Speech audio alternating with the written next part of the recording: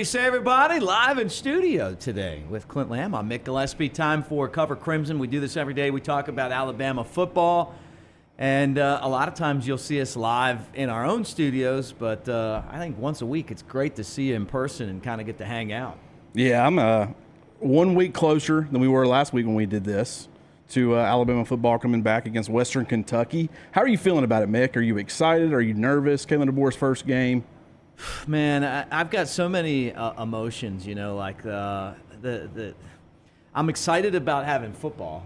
But I'm worried because I've got my football radio show, the pregame show, and I've got to put all that stuff together. So it's almost like it's like as exciting as it is to get there, it's like that nervousness when you have like an exam due, a big exam, and you got to have all your stuff together for it.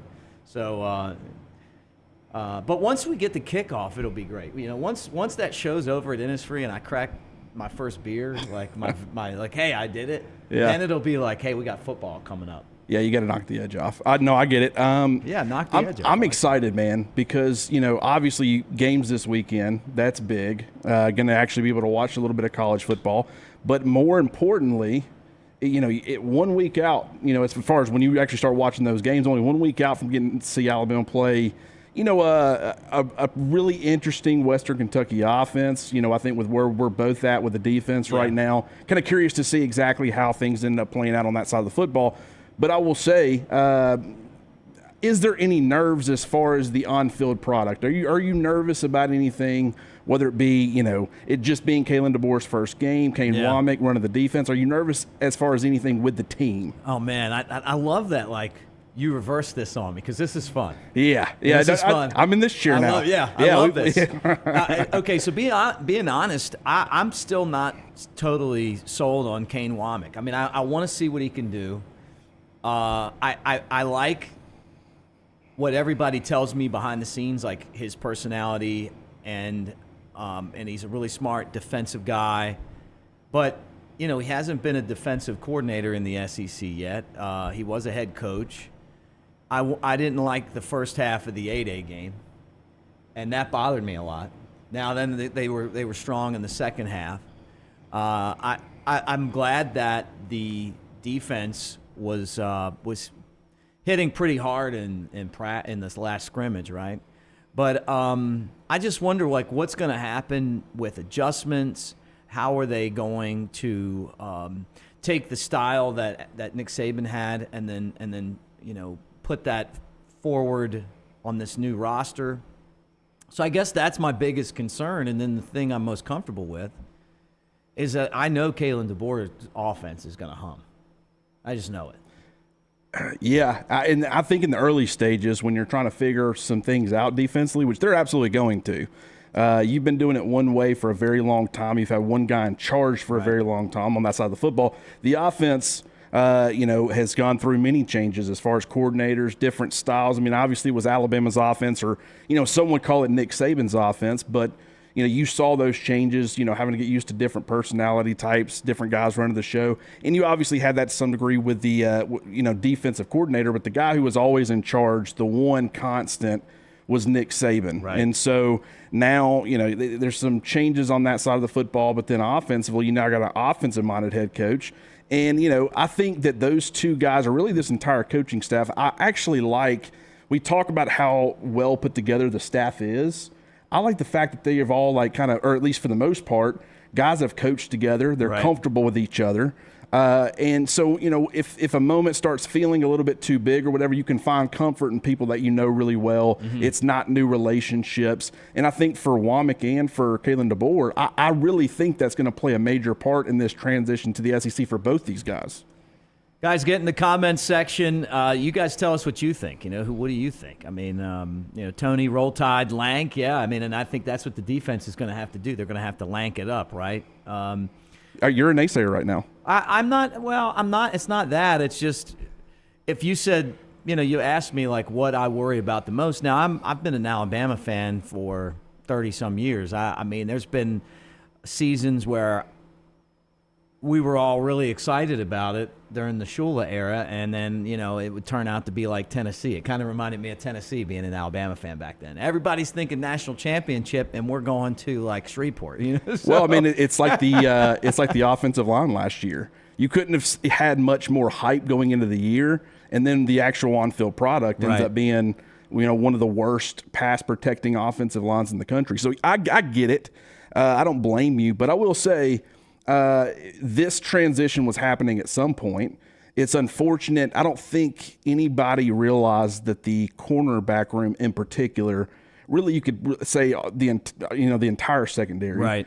But the cornerback room probably in particular, you were going to lose that many guys. One returning player, so crazy. 0 experience. I don't know that we've ever seen anything like that, to be honest. And we might see it again because now the transfer portal, if a coach leaves, it's a pretty much free for all, and that's how that can happen. But I will say that makes everything different, and you feel confident about the guys that you have in that room. I think it's coming along nicely. But Kane Womack said, what was it, yesterday? He mentioned the fact that there's going to be some growing pains. There's going to be some lumps along the way. If you're a fan, you probably need to understand that and realize that. I'm just hoping they can be aggressive, they can have fun, and they can capitalize on a couple of things that they do right to really kind of make the difference in these early, stages of the season where the defense is starting to catch up and get a lot more comfortable at some key positions like cornerback. If they don't stop the run, we're in big trouble. Big trouble, huge trouble. And that to me is something that Nick Saban always did well, except for a few games. I can remember when we lost to Oklahoma, we couldn't stop the run. The loss to Utah, Tennessee in 2022. That's a big one. People don't talk about that enough, man. Yeah. Because everybody talks about Jalen Hyatt going for 5 touchdowns. What was it, 200 yards or whatever? Right. That was a result of Alabama not being able to stop the run. They felt like they had to commit more guys to the box. Right. They were trying their best to cheat DeMarco Hellams up as much as they could, in order to add numbers to the box, because Tennessee was being so effective with Jabari Small and Jalen Wright that it was leaving a guy like DeMarco Hellams vulnerable as far as the deep stuff. And my personal approach would have been, you can nickel and dime me to death, but you're not going to beat me. I'm going to make you earn it a little bit more. You can 5, 6, 7 yards a pop all you want to, but the primary thing is to stop Jalen Hyatt from having success. But that is something they couldn't stop the run. And a lot of people will look at that as like, okay, your pass defense was terrible in that game. I think that's more of a result of, terrible run defense that was leading to them having a lot of success in the passing game. Hey, Michael Beals, thanks for watching the show. He said, hey, guys, love the show. I haven't missed an episode. First time catching it live. So, hey, appreciate it. We're kind of like right now, noon, 1 o'clock range. We're going to try to lock into a specific time. But, it's like right around the lunch hour, right? But he says he's excited to hear how well LT Overton is doing, and says he hasn't heard much about Devontae Smith. I'll say this. Let's start with LT Overton because, that's really important. One thing that I did notice in the practice photos yesterday, and I could be, I try to play Nancy Drew as much as I can in these practice videos and practice photos. A couple of things I noticed. You had a photo of Deontay Lawson, Jah-Marien Latham, and LT Overton. It looks like Deontay Lawson's making some sort of call. He's got like his hand pointing. Yeah. And I've kind of wondered, looking at that, okay, if they're live and they're on the field, it's between plays, obviously. Hands are on hips and all that stuff.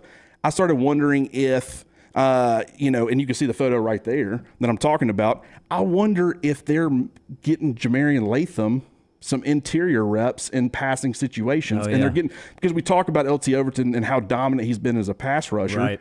You talk about that, Jah-Marien Latham's obviously been running probably with the most with the first team at the bandit position, but he's been such a good interior pass rusher really throughout his, the last couple of years in Tuscaloosa.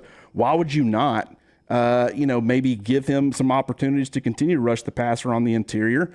I also noticed that, and this is a practice video thing, on one of the videos that they released, Ron Williams is making a big catch.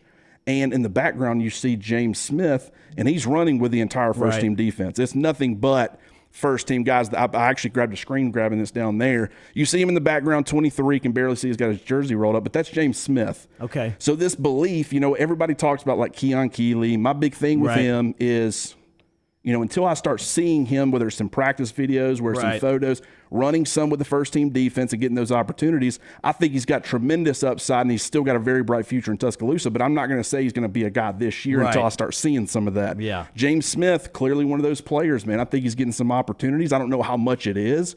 It could be, just a spot rep here or there, but I think he can end up being a big part of the interior pass rush in those passing situations as well. But, we talk about Justin Jefferson maybe getting on the field with Right. Jahad Campbell and Deontay Lawson. I think it would be a pretty smart plan to get Jah-Marien Latham and, one of these Wolves on the field with LT Overton in passing situations. I think that would do really, it would be a huge help in, third down situations. Jim, great comment here, and it's worth definitely bringing up too. When Womack talks about using the top 3 NFL pass defense coverages from last season, this guy has a plan, and it'll only get better week to week. I agree with that, and I think that's why I feel like eventually that they'll get the defensive part of the football figured out. I'm not saying that I don't believe that Womack's going to be a good coordinator. That's what I worry about, that first, this game, next game, the Western Kentucky, South Florida, then you go to Wisconsin, then you got Georgia. I mean, that's a pretty, to me, those 2 games at the beginning of the year aren't cupcakes. I mean, I think that they're pretty decent, like mid-level teams that can give you trouble early in the year. Alabama struggled against South Florida last season. I know, they didn't have Milroe playing, but still, they did. They had guys in the backfield the entire game, and then all of a sudden you're going to Wisconsin, which is going to be a tough place to play. So that was why I was saying is my concern. Well, and the schedule sets up well, in my opinion, for this reason. And I've talked about this a little bit before, but I'll touch on it again. Because Western Kentucky has a really good passing game, because USF runs that Tennessee style of offense that spreads you out, and it's going to throw the football. They got a veteran quarterback coming back, a lot of guys coming back. I think are they good enough to, make you pay for some things that ends up getting you beat? I don't want to say that they can't do that, but I think that will be tough. But I do think that they can expose some of the areas you still need to work on as far as your pass defense because of how they scheme things offensively. And then you go on the road in week 3, and it's you're going to Madison, Wisconsin. You're playing what I think is, a pretty underrated Wisconsin defense. Yeah. And so I think for your offense, that's a fantastic test to figure out exactly where you're at. I think Alabama, from a talent standpoint, I'm not saying they can't lose that game, but I think from a talent standpoint, they have enough where even if they get exposed with some things they need to continue to work on offensively, they can figure out kind of some weak spots and expose it a little bit, which is what you want. Right. And you're not really at like a huge threat of losing the game. Obviously, Right. Wisconsin can beat you. Yeah. But, I think that it actually sets up pretty well for exposing some things on both sides of the football early, which could end up really helping them by the time Georgia rolls around in week 5. Well, and it's also an opportunity to go on the road before you get into conference action and have a really tough game and deal with that. I mean, I feel like Alabama over the last year wasn't as bad as the year before and then maybe the year before that, but there was a time when Alabama dominated on the road just like they did at home, and then I felt like all of a sudden anxiety. Like there was too much anxiety, and that's what the players were saying, and you got to be like, if you're going to go out there and win those games, I mean, you can't be worried about not doing the things you're supposed to do. You practice every week to be ready, and then you got to go out there and execute. And that was one of the worries that I had with Saban's style with this generation of kid that I feel like DeBoer is going to do a better job with. That was not a problem at all for Washington. Now, I know he lost some games on the road, but everybody does. But then he also went to Oregon and took care of business, and his guys looked, in some of those big environments, they looked like they were ready to play and like having fun out there.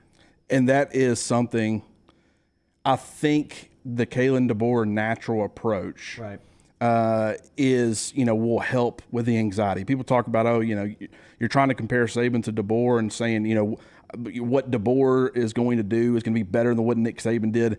I think from top to bottom, you can't really compare the two. I think that's very unfair. Just different, right? But one thing that does come with a Kalen DeBoer type of approach is that you do feel a little bit more loose and a little bit more comfortable. He's more, you talk about the music at practice and the guys are having too much fun and stuff. That can come with its own problems. I've seen no signs where that's going to be a problem, but I guess we won't know until they actually start playing some of these games. But I do think you can also make the assumption, maybe not the assumption, but the prediction that style and being a little bit more loose in how, your approach or whatever you want to call it, that can actually help you in those type of environments. So I actually think I wouldn't be shocked if they played pretty well on the road. There's going to be some first game, it's going to be a Power 5 opponent. It's a tough place to go play. When's the last time Alabama took a trip like this? There will be some nerves. I'm sure there'll be some things they got to work out. But I just think that, I think they're set up pretty well for it right now. How about this? Alabama wore the defense. We're talking about the defense wore crimson, and the offense wore white. And it's the first time in 17 years. I mean, when you really get down to it, since Nick Saban took over, that the side of the ball is dictated by the color of the jersey. So, I mean, just as someone that, I follow Alabama, and I have for a long time. I don't know what the significance is of this, so I guess you can tell me that. And then. Are we just looking for something to talk about here, or is this a big? I think it's a big deal. It's something that I never thought about, but as soon as Kalen DeBoer explained what was going on, I think it was Kalen DeBoer. Could have been one of the coordinators, but it made so much sense to me that I'm surprised more people don't do this. Yeah. But the offense is typically Nick worn Sheridan. white. Nick Sheridan was the one that said it. The offense typically wears white. Defense will wear crimson. This week, the offense has been wearing crimson. The defense has been wearing white. And the reason for that is the quarterback. And they want to, he's going to be throwing the crimson jerseys on Saturday against Western Kentucky. He ain't going to be throwing it to white jerseys. Right. So they're going to switch it up based on if they're at home or away, to where the quarterback can get used to throwing it to a certain color. I like that. I love it. As soon as I heard it, I was like, that seems very subtle. Yeah. Some people might not view that as being important at all. And then at the same time, I could totally see where you spend an entire week of practice and you're used to throwing to the white jerseys, right. and then on Saturdays you're doing the same thing. I don't know how much. I mean, I'm not a psychologist. I don't know how much that affects things, but I could see where it would. Yeah. Well, first off, when I score baseball games, I use color because it's easier to just scan down and look and go, okay, red's out and green's a hit and blue is like a walk or an error or something. So it just helps me identify what I'm doing easier without really having to think about it, right? So color does matter. And secondly, I guess what you're saying is that we should wear white helmets with the white jerseys on the road. So you're a proponent of this. I am now. You are now. I think, okay, let me say this about the white helmets. I just would like I've got a picture of Bear Bryant and I think it's Joe Namath, right, in my studio. So, like, if you ever see someone sitting on the couch, it's right behind them. And I'm like, for one time, I would like to see us with the white and the crimson. But I'm not the proponent of doing it for every, like what if they had, like, a home and away? I don't know how I would probably – I will say this. Anytime, like, an NFL team gets a new uniform, I absolutely hate it at first. Really? I hate it. Well, I mean, maybe there's the Cowboy occasional – double star? You didn't like no. That one? Well, hold up. But first of all – some of them stink, though. Yeah, now if you bring back throwback jerseys that like I've seen before, but it's like the Falcons redid their jerseys, terrible. I first saw the Houston Texans redo their jerseys this year. First time I saw them on the field for the Hall of Fame game, I thought I was watching the Falcons. Now, granted, they've grown on me. A lot of jerseys end up growing over time. So I probably would see the white helmet and absolutely hate it. Yeah, right. And then you'd have to ask me, ask me in 3 or 4 weeks. Right. And I'd be able to give you a more accurate depiction on how I feel. But it would certainly be different.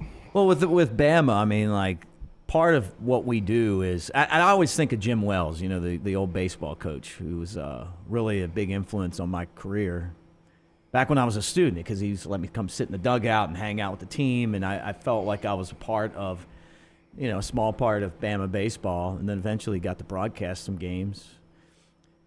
And he's the guy that actually called and asked me to do it, which was really cool too. But one of the things he used to say, he didn't want the baseball team when he was there looking like they just rolled out of Hibbets. which I get. Hey, we wear a crimson hat.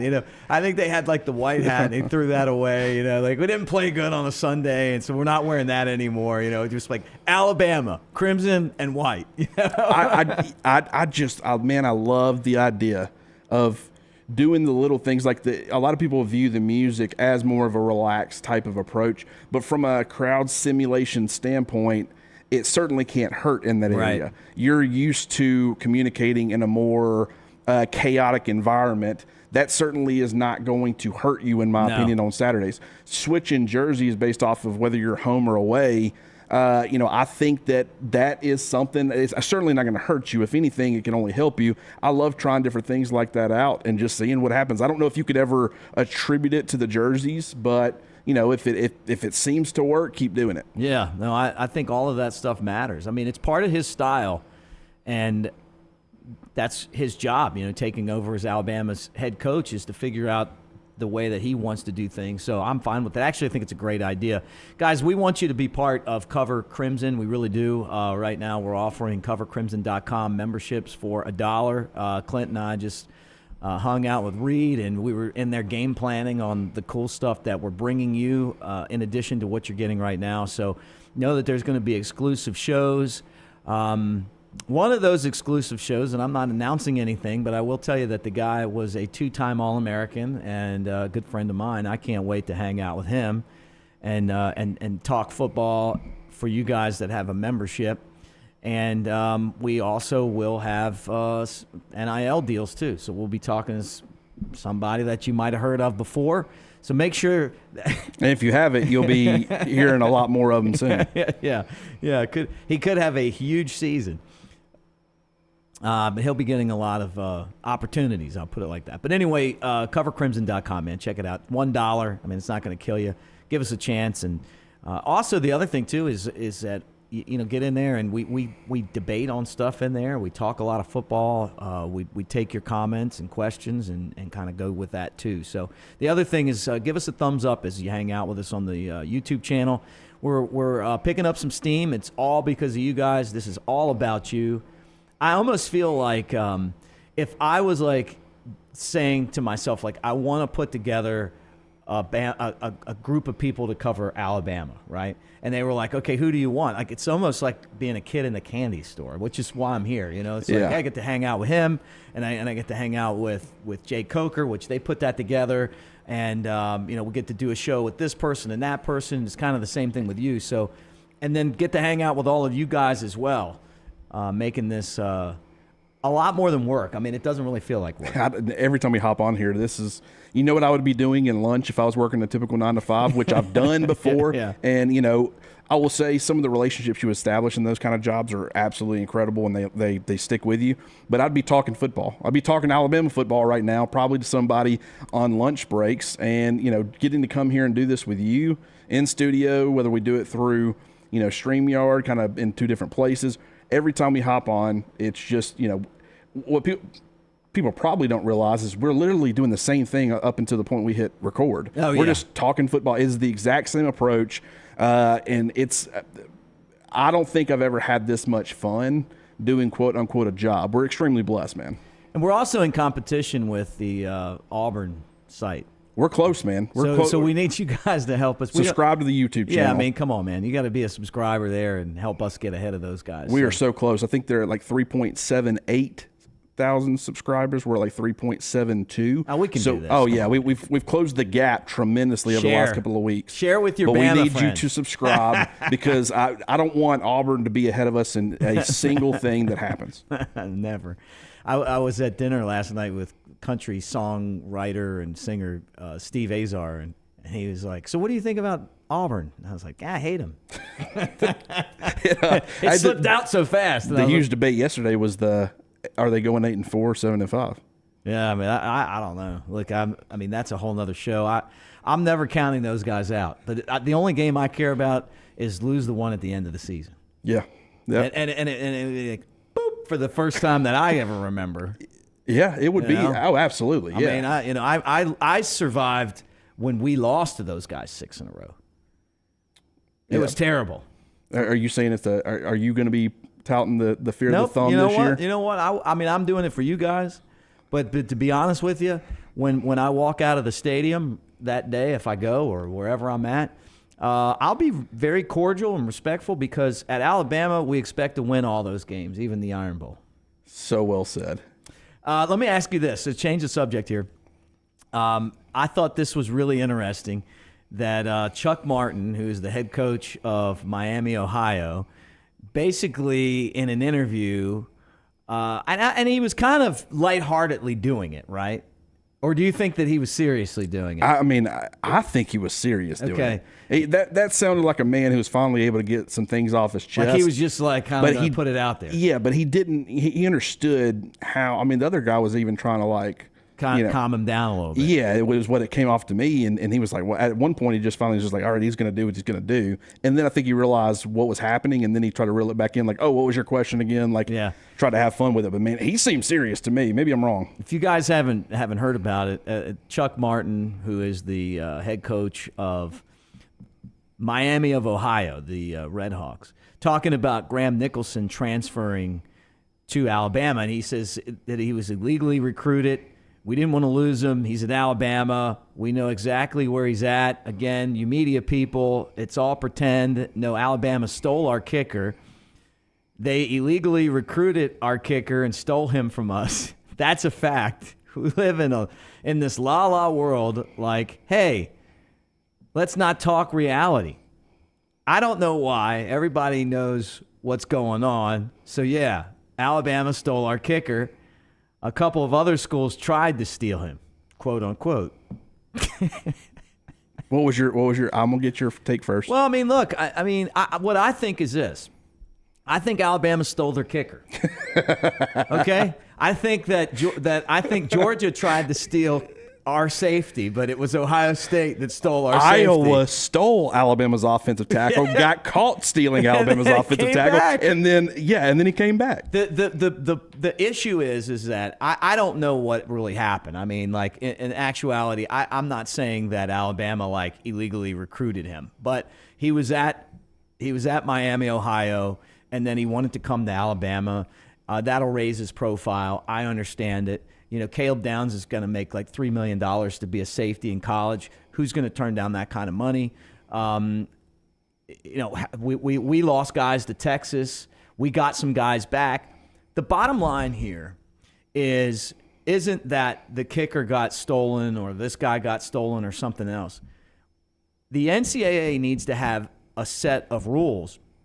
And there needs to be a financial payout for these guys leaving the school, going somewhere else, like they do in soccer, where, you know, if you go from one place to another, the school is also getting paid for this.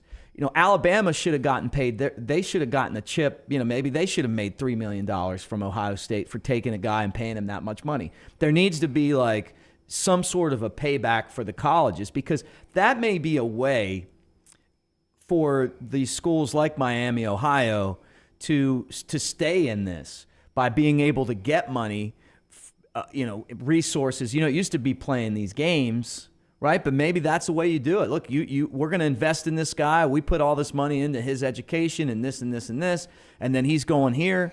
You know, maybe we get a kickback. You know, the Dodgers, the Cubs signed. My Cubs on right here.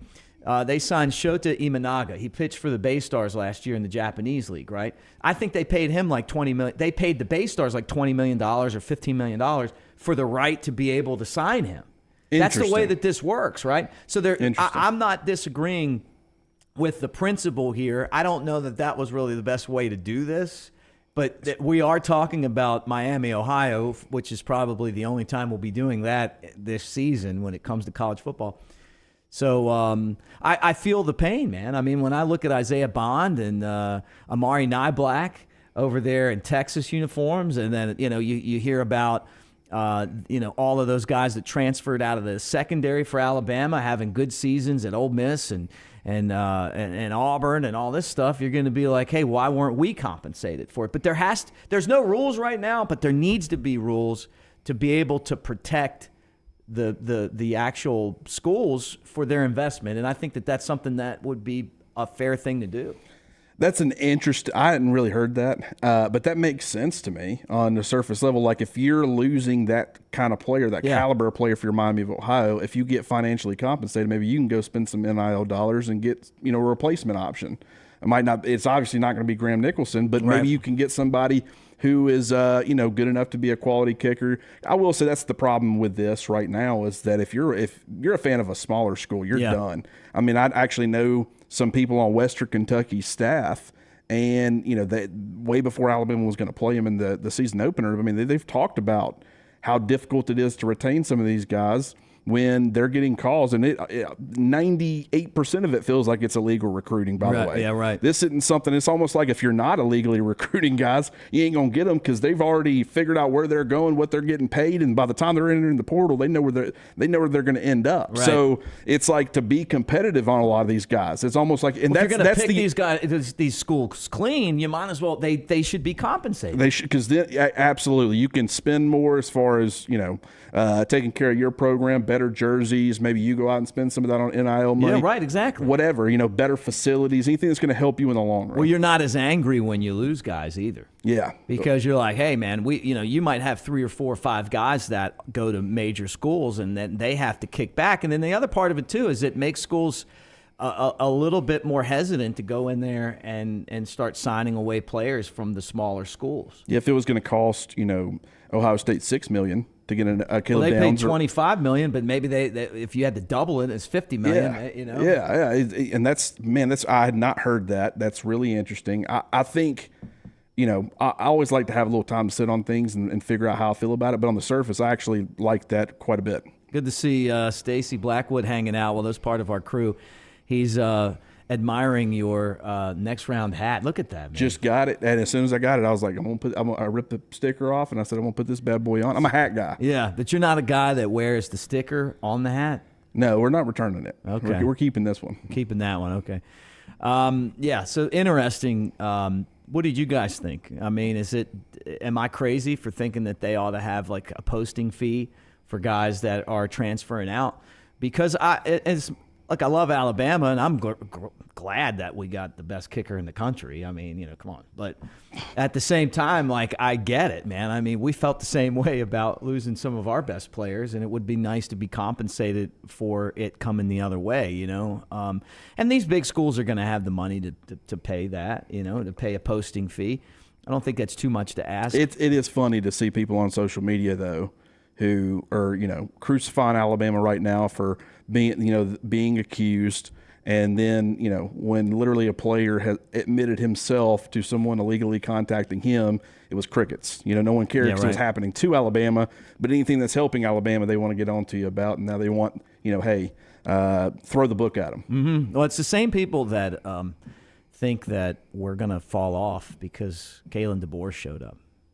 And I'm like, yeah, but didn't DeBoer take Washington to the national championship game? Somebody had to come in. Who would you have gotten? But it's not. I mean, it's not like they went and got I don't know, a guy that was barely over 500 at Central Florida. I mean, they went out and got a guy that was in the national championship game.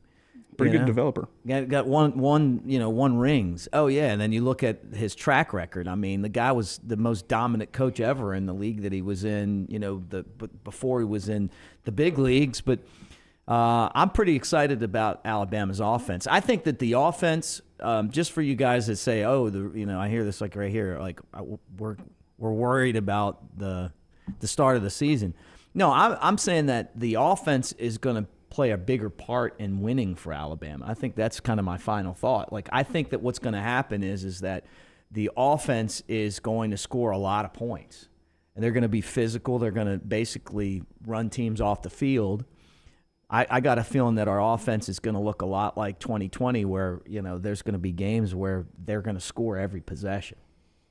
I mean, maybe I'm wrong, but name the last time there was a dominant offense with one of the best play callers in college football. You can talk about it. Is Ole Miss run through their defense? Is Tennessee under Heupel run through their defense? Right. What about Lincoln Riley when he was doing, carrying Oklahoma to the college football playoff? I'm not saying that Alabama's defense is going to be those styles of defense, because I think they have access to a lot more resources, better talent, all those things. But I mean, especially in these early stages, what you're saying makes perfect sense. Yeah. You're going to have to win in different ways. And the good part about it is you got to feel, pretty confident in Alabama's ability to do that because of who they got as their head coach, who they got, at quarterback with a returning quarterback. I'm really, I could go through and list every position offensively, but you got to feel good about where the roster is at. You could go through every position and then all the backups.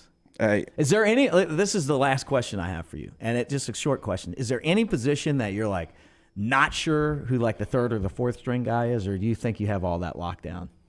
No, I feel pretty good. I do too. Yeah, I mean, there's some battles that's going on. And here's the thing: it's kind of like the battle's kind of down to two guys, right? Like right tackle competition. Right. I couldn't tell you who the first or second team guy's going to be, but I have a pretty good feeling I know who that third team guy's going to be. Right. It's So you're 1,000% right. Well, Roll Tide, everybody. Thanks for hanging out with us. Make sure that you like and subscribe. Comment section, keep it coming. Share with your Alabama friends. Help us pass the barn. Subscribers on both covercrimson.com and right here on the YouTube channel. But for Clint Lamb, I'm Mick Gillispie. Roll Tide, everybody. We'll talk to you again tomorrow.